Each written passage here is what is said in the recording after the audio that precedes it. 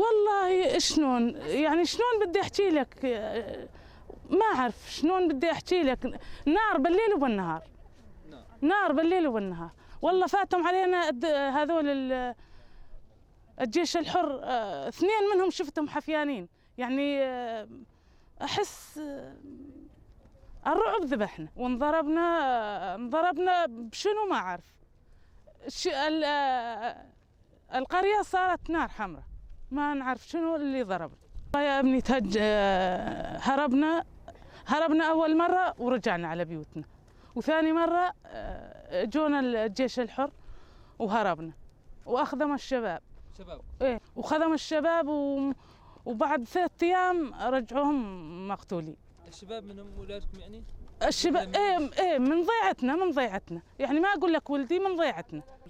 ابن خالي أحمد العواد، اي والله عنده عيلتين والله.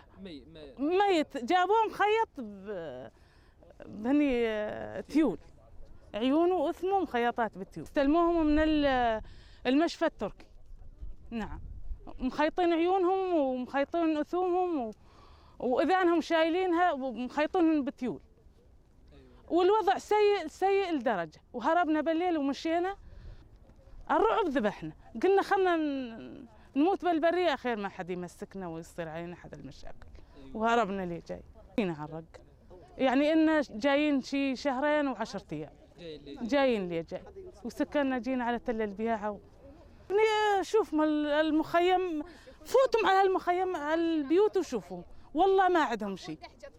الله وكيلك، يعني جبنا البنت تريد تدرس ما بي، الولد ما بي شغل، وشوفوا على الواقع. أخرى حكيلات، شوفوا على الواقع. والله مأساة، ايش بدي أقول لك.